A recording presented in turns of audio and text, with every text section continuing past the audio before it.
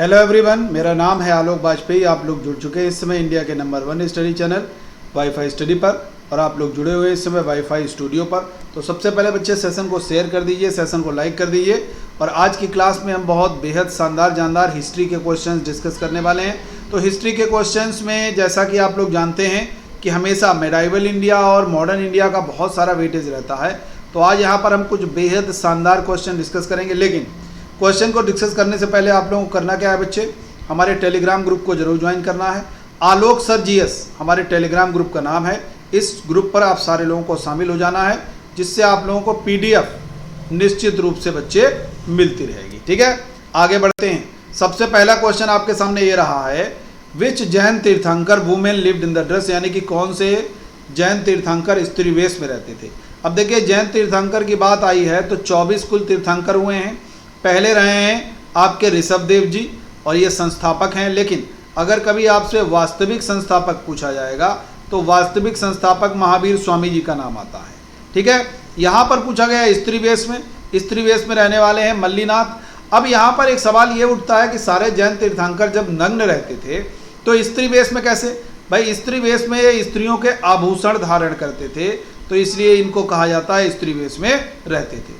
पार्श्वनाथ जी 23वें तीर्थंकर हैं, और 23वें तो हैं, महत्वपूर्ण है, इसलिए महत्वपूर्ण है क्योंकि क्या होता है बच्चे कि ये काशी के राजा अश्वसेन के पुत्र हैं। काशी के राजा अश्वसेन के पुत्र हैं, और इनको जो ज्ञान की प्राप्ति होती है वो सम्मेद शिखर पर होती है। और सम्मेद शिखर कहाँ पर है? ये झारखंड के गिरिडीह जिले में है। कहाँ पर है बच्चे? गिरिडीह जिले में। ये भी आपको याद रखना है। ठीक है, चलिए आगे बढ़ते हैं क्वेश्चन नंबर नेक्स्ट पर। ग़ियासुद्दीन तुगलक का मूल नाम क्या है? अली गुरसास्प, जौना खान, गाजी मलिक या निजाम खान? पूछा गया है भाई ग़ियासुद्दीन तुगलक का मूल नाम। अब देखिए, तुगलक वंश का संस्थापक पूछा जाएगा तो तुगलक वंश का संस्थापक हो गया ग़ियासुद्दीन तुगलक। अगर कभी सवाल पूछा जाएगा इसका मूल नाम, तो मूल नाम सबसे पहले आंसर देख लेते हैं, गाजी मलिक इसका मूल नाम है। लेकिन अगर कभी आपसे पूछा जाएगा किस दिल्ली सुल्तान का विवाद हुआ निजामुद्दीन औलिया से, तो निजामुद्दीन औलिया से विवाद होता है बच्चे किसका? ग़ियासुद्दीन तुगलक का विवाद होता है निजामुद्दीन औलिया से। ये आपको याद रखना है। ठीक है बच्चे, ये एक महत्वपूर्ण क्वेश्चन है। इसके बाद अगर कभी पूछा जाएगा तुगलकाबाद, तुगलकाबाद किसने स्थापित किया? तो ग़ियासुद्दीन तुगलक ने स्थापित किया। ये भी आपको याद होना चाहिए। अब यहाँ पर अली गुरसास्प भी लिखा हुआ है, ये अलाउद्दीन खिलजी का वास्तविक नाम है। अलाउद्दीन खिलजी का वास्तविक नाम पूछा जाएगा, अली गुरसास्प है। अगर कभी जौना खान पूछा जाएगा तो मोहम्मद बिन तुगलक का वास्तविक नाम क्या है? जौना खान है। निजाम खान पूछा जाएगा तो निजाम खान नाम है सिकंदर लोदी का। सिकंदर लोदी का वास्तविक नाम क्या हो जाता है? निजाम खान। सिकंदर लोदी ने 1504 में आगरा शहर की स्थापना की, और 1506 में उसको अपनी राजधानी बनाता है। ये कविताएं लिखता है, और गुलरुख उपनाम से, गुलरुख उपनाम से कविताएं लिखता है। ये भी आपको याद रखना है। क्लियर हो गया बच्चे? क्वेश्चन नंबर नेक्स्ट, विजयनगर साम्राज्य में तीसरा वंश कौन सा था? बेहद महत्वपूर्ण है। अगर विजयनगर साम्राज्य की बात करते हैं तो मोहम्मद बिन तुगलक के समय में, एमबीटी के समय में 1336 में हरिहर और बुक्का ने विजयनगर साम्राज्य की स्थापना की। अब विजयनगर साम्राज्य की स्थापना हुई विजयनगर में संगम, सालुब, याद रखना है, सालुब, तुलुब, संगम, सालुब, तुलुब और आरवीड, ये 4 वंश हुए हैं। संगम के हरिहर बुक्का, ये नरसिंह सालुब, वीर नरसिंह, तिरुमल, ये चारों संस्थापक रहते हैं। तो तुलुब वंश जो होता है ये आपका तीसरा वंश है, और इसी का महत्वपूर्ण शासक होता है कौन? कृष्णदेव राय। ये आपको याद रखना है, इसी का महत्वपूर्ण शासक है बच्चे कृष्णदेव राय। तुलुब वंश का आपको याद रखना है। अब कुछ और महत्वपूर्ण चीज़ें अगर जैसे एग्जाम में आपके पूछा जाएगा, अब्दुल रज्जाक किसके समय में आया? तो देवराय सेकंड में। ये एक महत्वपूर्ण क्वेश्चन है और कई बार आपके एग्जाम में पूछा जा चुका है। विजयनगर था कहाँ पर, किस नदी के किनारे अगर पूछा जाएगा तो तुंगभद्रा। ये भी आपको याद रखना है। क्वेश्चन नंबर नेक्स्ट की तरफ मूव करते हैं। भारतीय दर्शन के जनक कौन है? भारतीय दर्शन के अगर कभी जनक पूछे जाएंगे तो आंसर हो जाएगा सागे कपिल को भारतीय दर्शन का जनक कहा जाता है। अगर कभी आपसे पूछा जाएगा सोक्रेटिस, तो सोक्रेटिस को हम लोग वेस्टर्न फिलॉसफी से जोड़ते हैं, सुकरात हैं, सुकरात इनको कहते हैं। और प्लेटो, इनके जो शिष्य हैं प्लेटो, आपको याद होना चाहिए। एरिस्टोटल जिनको हम लोग बोलते हैं, इसके बाद में अरस्तु आते हैं, इनके शिष्य हो जाते हैं अरस्तु। यानी कि सुकरात का शिष्य प्लेटो, प्लेटो का शिष्य कौन हो जाता है? अरस्तु। भारतीय दर्शन की बात करते हैं तो इसमें षट दर्शन बहुत महत्वपूर्ण है। षट दर्शन, कुछ महत्वपूर्ण दर्शनों के बारे में पूछा जाए, सबसे पुराना दर्शन अगर कभी पूछा जाएगा तो कपिल का है, महर्षि कपिल का, और वो कौन सा है बच्चे? सांख्य दर्शन है। अगर कभी पूछा जाए वैशेषिक दर्शन के संस्थापक, तो वैशेषिक के बच्चे कणाद हो जाता है। कौन हो जाता है? कणाद हो जाता है। तो ये आपको याद रखना है। क्वेश्चन नंबर नेक्स्ट, बृहदेश्वर मंदिर किस नदी के किनारे स्थित है? तो सही आंसर क्या हो जाएगा भाई? कावेरी नदी के किनारे बृहदेश्वर मंदिर स्थित है, आपको याद रखना है। और अगर कभी पूछा जाएगा शिव समुद्रम, शिव समुद्रम जो जलप्रपात है ये भी किस नदी पर है? कावेरी पर है। गोदावरी पूछा जाएगा, नासिक शहर है, प्याज के उत्पादन के लिए है। गोदावरी त्र्यंबक पहाड़ियों से निकलती है। कृष्णा के किनारे विजयवाड़ा शहर है। कौन सा है? विजयवाड़ा शहर। नागार्जुन सागर बांध भी है। कौन सा बांध है बच्चे? नागार्जुन सागर बांध भी है कृष्णा के किनारे, ये भी आपको याद रखना है। अगर मान लीजिए कभी पूछा जाए अलमट्टी बांध, तो अलमट्टी बांध भी आपका ये कृष्णा नदी पर हो जाएगा। गंगा भारत की सबसे लंबी नदी, 2525 किलोमीटर। भारत में पूछा जाएगा तो 2510 किलोमीटर है। बात समझ में आ गई? सारे के सारे पॉइंट क्लियर हो गए होंगे। आगे बढ़ते हैं। लाहौर की बादशाही मस्जिद का निर्माण किसने करवाया? लाहौर की बादशाही मस्जिद का निर्माण किसने कराया? शाहजहां, जहांगीर, औरंगजेब, बाबर। देखो, लाहौर की बादशाही मस्जिद का निर्माण अगर पूछा जाएगा तो सही आंसर बच्चे क्या है आपका? औरंगजेब हो जाता है। ठीक है।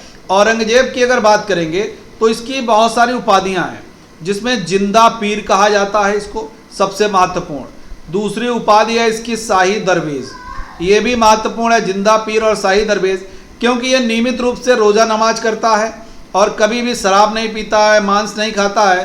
तो इन सब कारणों से इसे जिंदा पीर और शाही दरवेश कहा जाता है। मकबरा पूछा जाएगा तो दौलताबाद में है। कहाँ पर है बच्चे? दौलताबाद में इसका मकबरा है, याद रखना है। जहांगीर का समय जो है वो चित्रकला का स्वर्णकाल है। जहांगीर का वास्तविक नाम क्या हो जाता है बच्चे? सलीम हो जाता है। शाहजहां का काल जो है स्थापत्य कला का स्वर्णकाल है, इसका वास्तविक नाम क्या हो जाता है? खुर्रम हो जाता है। बाबर की बात करेंगे तो बाबर की अगर हम बात करेंगे जहीरुद्दीन मोहम्मद बाबर, और बाबर की एक महत्वपूर्ण उपाधि है जिसको हम लोग कलंदर कहते हैं। क्या कहते हैं? बाबर की उपाधि को हम लोग कलंदर के नाम से जानते हैं, ये भी आपको याद रखना है। आगे बढ़ते हैं। क्वेश्चन नंबर नेक्स्ट, निम्नलिखित में से विष्णु मंदिर कहाँ स्थित है? तिगवा, भूमरा, या नाचना कुठार, या भीतरगांव? बहुत महत्वपूर्ण क्वेश्चन है। देखो भाई, गुप्त काल का है ये गुप्त काल का प्रश्न है, आप लोग बिल्कुल बहुत अच्छी तरीके से यहाँ पर कर लेंगे। देखो भाई, विष्णु मंदिर पूछा गया है तो तिगवा जबलपुर में है ये। कहाँ पर? तिगमा जबलपुर। और ये आपका कहाँ पर है? ये विष्णु मंदिर है, बहुत प्रसिद्ध। भूमरा का शिव मंदिर है। नाचना कुठार पार्वती मंदिर है, ईंटों से बना, ईंटों से बना है आपका भीतरगांव। कहाँ पर है ये बच्चे? कानपुर में है। ये भी आपको याद रखना है। क्वेश्चन नंबर नेक्स्ट की तरफ बढ़ते हैं। भारवी किस वंश से संबंधित थे? चालुक्य, पल्लव, चोल, राष्ट्रकूट। अब अगर भारवी की बात करेंगे तो भारवी आपके पल्लव से संबंधित हैं, और पल्लव का संस्थापक है बच्चे सिंह विष्णु। कौन है? सिंह विष्णु, उसके दरबार से संबंधित थे बच्चे भारवी। भारवी की एक रचना है किरातार्जुनीयम, ये भी आपको याद रखना है। अब अगर चोल पूछा जाएगा, चोल के संस्थापक, तो आंसर क्या हो जाएगा भाई? विजयालय। विजयालय चोल वंश के संस्थापक हैं। राष्ट्रकूट पूछा जाएगा तो राष्ट्रकूट के संस्थापक हैं बच्चे दंतदुर्ग। कौन हो जाते हैं? दंतदुर्ग। और इनकी राजधानी थी बच्चे मान्यखेट, इनकी राजधानी थी, ये भी आपको याद रखना है। तो इस तरीके से आपके एग्जाम में जोड़ के तोड़ के क्वेश्चन पूछे जा सकते हैं। आगे बढ़ते हैं। बकाया करों की वसूली के लिए कौन सा विभाग संबंधित है? देखो, सबसे पहले बैलेंस रेवेन्यू रिकवरी के लिए बनाया गया था डिपार्टमेंट, अलाउद्दीन खिलजी ने बनाया है। और अलाउद्दीन खिलजी ने ये डिपार्टमेंट बनाया है, इसको हम लोग दीवाने मुस्तखराज कहते हैं। क्या बोलते हैं बच्चे? दीवाने मुस्तखराज इसको बोलते हैं। आपको ये चीज़ याद रखना है। अलाउद्दीन खिलजी ने बकाया करों की वसूली के लिए बनाया। दीवाने को ही एग्रीकल्चर डिपार्टमेंट मोहम्मद बिन तुगलक ने बनाया। दीवाने वकूफ व्यय के कागज की जांच के लिए जलालुद्दीन खिलजी ने बनाया। दीवाने बंदगान दासों के रखरखाव के लिए बनाया, क्योंकि फिरोज शाह तुगलक ने बनाया था। फिरोज शाह तुगलक के पास में 1,80,000 दास थे, तो उनके रखरखाव के लिए विभाग बनाया था। आगे बढ़ते हैं। राम प्रसाद बिस्मिल को किस जेल में फांसी दी गई? गोरखपुर, फैजाबाद, लाहौर, पुणे। अब अगर कभी हम लोग याद करें 1925 की काकोरी डकैती, तो इसमें राम प्रसाद बिस्मिल, अशफाक उल्लाह खां, ठाकुर रोशन सिंह, राजेंद्र लाहिड़ी, मनमथ नाथ गुप्त, ये सारे के सारे लोग शामिल होते हैं। चंद्रशेखर आजाद भी शामिल होते हैं। ये लोग काकोरी में सरकारी खजाना लूटते हैं। अगले ही दिन पुलिस सारे क्रांतिकारी ठिकानों पर छापा मारती है, जिसमें राम प्रसाद बिस्मिल, अशफाक उल्लाह खां, ठाकुर रोशन सिंह, राजेंद्र लाहिड़ी, इन सबको पकड़ती है और इनको फांसी की सजा दी जाती है। फांसी की सजा दी जाती है, जिनमें राम प्रसाद बिस्मिल को गोरखपुर में फांसी की सजा दी जाती है, गोरखपुर जेल में। तो ये आपके प्रश्न का उत्तर हो गया गोरखपुर। गोरखपुर किस नदी के किनारे है? तो आंसर हो जाएगा भैया राप्ती। अब अगर फैजाबाद पूछा जाएगा तो हम लोग कहते हैं अवध, पहले ये राजधानी था उत्तर प्रदेश की, क्लियर होना चाहिए। लाहौर किस नदी के किनारे है? रावी नदी के किनारे। जहांगीर का मकबरा है। पुणे में एक जेल है यरवदा, जहां पर 1932 में गांधी जी और अंबेडकर के बीच में पूना समझौता होता है। यह भी आपको याद रखना है। आगे बढ़ते हैं। जयसिंह द्वितीय की वेधशाला कहाँ स्थित नहीं है? काशी, उज्जैन, मथुरा, आगरा। अब देखो जयसिंह द्वितीय के बारे में अगर कभी भी आपसे पूछा जाए तो आप इजीली बता सकते हो। जयसिंह द्वितीय ने ऑब्जर्वेटरी बनवाई कितनी जगह पर? 5 जगह पर हम लोग कहते हैं भाई। दिल्ली कह देते हैं, मथुरा कह देते हैं, बनारस कह देते हैं, उज्जैन कह देते हैं, और कहीं तो नहीं। तो आंसर क्या हो जाएगा? 4 जगह पर कहेंगे। दिल्ली, मथुरा, बनारस, उज्जैन, ये आपकी जो महत्वपूर्ण साइट्स हो गई, यानी कि काशी हो गई, उज्जैन हो गया, मथुरा हो गया, दिल्ली हो गया। आंसर क्या हो गया? आगरा में ऑब्जर्वेटरी नहीं स्थित है, वो स्थापित नहीं कराते हैं। तो कितनी जगह हो गया भैया? 4 जगह हो गया। आपको ये याद रखना है। क्लियर हो गया सारे लोगों को यहां तक? हाँ या ना? उज्जैन पूछा जाएगा किस नदी के किनारे, तो आंसर क्या हो जाएगा बच्चे? क्षिप्रा के किनारे। ठीक है। अगर काशी पूछा जाएगा तो भाई गंगा नदी के किनारे। अगर पूछा जाएगा मथुरा तो यमुना नदी के किनारे। आगरा पूछा जाएगा तो यमुना नदी के किनारे। ये सब बेहद महत्वपूर्ण है। यमुना जो है वो गंगा की सबसे बड़ी सहायक नदी भी है। आगे बढ़ते हैं। अहमदाबाद की स्थापना कब की गई? 1526, 1411, 1398, 1739। सही आंसर क्या हो जाता है भाई? 1411 में अहमदाबाद की स्थापना की जाती है, और अहमदाबाद की स्थापना अहमद शाह ने करता है। कौन बच्चे? अहमद शाह के द्वारा की जाती है, आपको याद रखना है। अब अगर 1526 में पूछा जाए 21 अप्रैल 1526 को पानीपत का प्रथम युद्ध होता है बाबर और इब्राहिम लोदी के बीच में, जिसमें बाबर इब्राहिम लोदी को पराजित करता है। 1398 में तैमूर लंग भारत पर आक्रमण करता है। भारत पर आक्रमण किसके समय में करता है? तो याद रखना है आपको, ये नसीरुद्दीन महमूद शाह। और ये नसीरुद्दीन महमूद शाह कौन है? ये तुगलक वंश का शासक है, जिसके समय में आक्रमण करता है। 1739 में रंगीला, मोहम्मद शाह रंगीला के समय में आक्रमण करता है नादिर शाह, और नादिर शाह को ईरान का नेपोलियन भी कहते हैं। ये भी आपको याद रखना है। Question number next. त्रिरत्ता के नाम से किस शहर को जाना जाता है? फिरोजपुर, अमृतसर, जालंधर या लुधियाना? त्रिरत्ता के नाम से किस शहर को जाना जाता है? देखो त्रिरत्ता के नाम से अगर कभी पूछा जाएगा तो फिरोजपुर नहीं है। फिरोजपुर बच्चे हम कहाँ गए? पंजाब में है। ये भी पंजाब में, ये भी पंजाब में, ये भी पंजाब में। लेकिन त्रिरत्ता के नाम से जालंधर को जानते हैं। जालंधर को जानते हैं, ये पॉइंट आपको याद रखना है। सतलज नदी के किनारे, ये भी सतलज नदी के किनारे, ये भी, यानी कि फिरोजपुर भी हो गया, ये भी सतलज के किनारे हो गया। सतलज नदी पर एक बांध बना हुआ है जिसको हम लोग कहते हैं भाखड़ा नांगल बांध। भाखड़ा नागल बांध जो है वो आपका सतलज नदी पर बना हुआ है। ये भी आपको याद रखना, ऐसे क्वेश्चन आपके एग्जाम में पूछे जा सकते हैं। आगे बढ़ते हैं। निम्नलिखित में से कौन सुमेलित है? ध्यान देना है, सुमेलित है पूछा गया है। वैदिक साहित्य, अभिधम्म पिटक बिल्कुल गलत है। वैदिक साहित्य तो आपका अभिधम्म पिटक नहीं है, अभिधम्म पिटक आपका बौद्ध साहित्य है। बौद्ध साहित्य तोलकाप्पियम बिल्कुल गलत है, तमिल साहित्य है। जैन साहित्य पुरुष सूक्त बिल्कुल गलत है, पुरुष सूक्त वैदिक साहित्य है।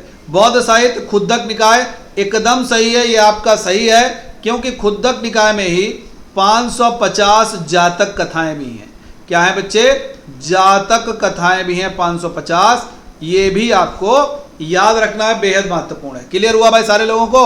अगला क्वेश्चन है शौनक संहिता इज रिलेटेड टू। शौनक संहिता संबंधित है ऋग्वेद, सामवेद, यजुर्वेद, अथर्ववेद। अगर शौनक संहिता की बात करेंगे तो अथर्ववेद से पिप्पलाद और शौनक दोनों अथर्ववेद से संबंधित हैं। अगर पूछा जाएगा भाई जादू टोने का वेद तो आपका अथर्ववेद। अगर पूछा जाएगा कर्मकांडीय वेद, कौन सा बच्चे? कर्मकांडीय वेद पूछा जाएगा तो आंसर हो जाएगा आपका यजुर्वेद, आपको याद होना चाहिए। गद्य और पद्य में लिखा गया वेद तब भी यजुर्वेद। संगीत का वेद सामवेद। सबसे पुराना कौन सा आपका ऋग्वेद। तो एक कोड याद रखोगे रायसा, ऋग्वेद, यजुर्वेद, सामवेद, अथर्ववेद, ये वेदों का सही आपका क्रम है। ठीक है, तो ये बच्चे आज के हमने महत्वपूर्ण क्वेश्चन डिस्कस किए आप लोगों के साथ में। आप सारे लोगों को रक्षाबंधन के बच्चे बहुत बहुत शुभकामनाएं हैं। बढ़िया से रहिए, सावधान रहिए, सतर्क रहिए, सुरक्षित रहिए। कोरोना में भी हम लोग रक्षाबंधन का आनंद जरूर लेंगे और रक्षाबंधन बहुत अच्छी तरीके से सावधानी के साथ में सभी लोगों को सेलिब्रेट करना है। ऐसा नहीं है, त्यौहार तो हम लोगों के बिल्कुल बढ़िया से, क्योंकि भारत त्योहारों का देश है और त्यौहार बढ़िया से मनाने भी चाहिए, लेकिन कोरोना काल में हमको सावधानी के साथ में हर काम करने की ज़रूरत जरूर पड़ेगी। तो बच्चे हमसे टेलीग्राम पर जरूर जुड़ेंगे। आलोक सर जीएस मेरे टेलीग्राम का नाम है। आप सारे बच्चे जुड़ेंगे जहां पर पीडीएफ आपको निश्चित रूप से मिल जाएगी। और देखिए यहाँ पर आप लोग हमारा रेफरल कोड बच्चे देख सकते हैं। हमारा रेफरल कोड है AB Sir 10। आप लोग कोड कहाँ पर लगाएंगे, अनअकैडमी पर किसी भी प्रकार का किसी भी कोर्स का आप सब्सक्रिप्शन प्राप्त करते हैं तो AB Sir कैपिटल में लिखना है, 10 लिखना है। ये कोड लगाने से आपको 10% का बच्चे डिस्काउंट निश्चित रूप से मिलेगा। तो ये तो रही आज की बात हमारी क्लास की। अब जाते जाते आप लोग करना क्या है, वाईफाई स्टडी के bank exam, SSC exam, CSIR NET, UGC NET, इन सभी चैनल्स को बच्चे आज ही सब्सक्राइब करेंगे। इसका लिंक इसी वीडियो के नीचे डिस्क्रिप्शन बॉक्स में दिया गया है। तो आज के लिए इतना ही रखते हैं। Thank you for watching. बढ़िया से रहिए, सावधान रहिए, सतर्क रहिए, सुरक्षित रहिए। Thank you.